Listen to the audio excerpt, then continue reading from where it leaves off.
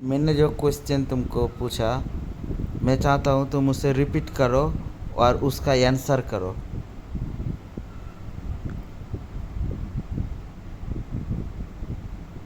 आपका सवाल था आखिर कुरान जब से दुनिया में आया है तब से एक ही संस्करण है, लेकिन बाइबल के इतने सारे संस्करण होने का क्या फायदा, क्या मतलब है? इसका उत्तर है, कुरान को मुसलमान एक ही पवित्र पुस्तक के रूप में मानते हैं जिसे अल्लाह ने अपने पैगंबर मोहम्मद पर अरबी भाषा में प्रकट किया था।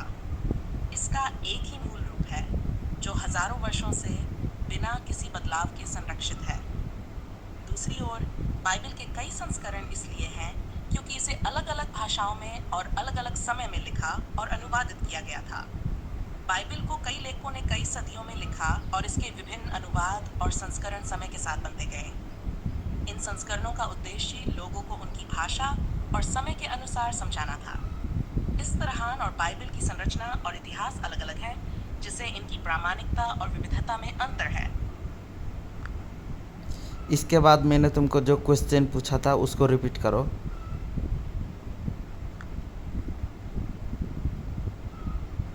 ठीक है, आप अपना अगला सवाल दोहरा सकते हैं। अच्छा, जो क्वेश्चन तुमने अभी रिपीट किया इसको फिर से रिपीट करो।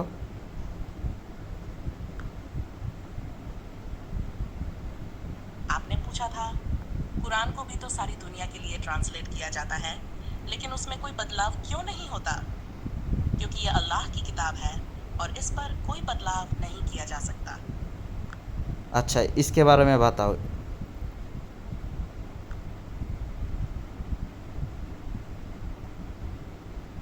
कुरान की मूल भाषा अरबी है और इसे कई भाषाओं में अनुवादित किया गया है। हालांकि मुसलमान मानते हैं कि कुरान का असली अर्थ और उसका धार्मिक महत्व मूल अरबी पाठ में है। अनुवाद किसी भी भाषा में किया जाए, वह केवल एक व्याख्या होती है। कुरान के मूल टेक्स्ट को बदलाव से बचाने के लिए इसे पूरी तरह से संरक्षित रखने की कोशिश की जाती है।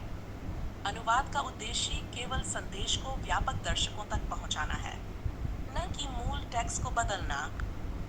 अच्छा, इस क्वेश्चन को और जवाब को इंग्लिश में दो।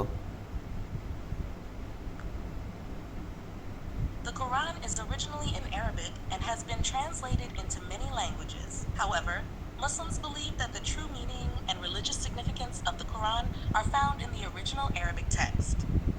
Any translation is considered an interpretation. Efforts are made to preserve the Quran in its original text without alterations. The purpose of translation is only to convey the message to a wider audience, not to change the original text. Okay, thank you.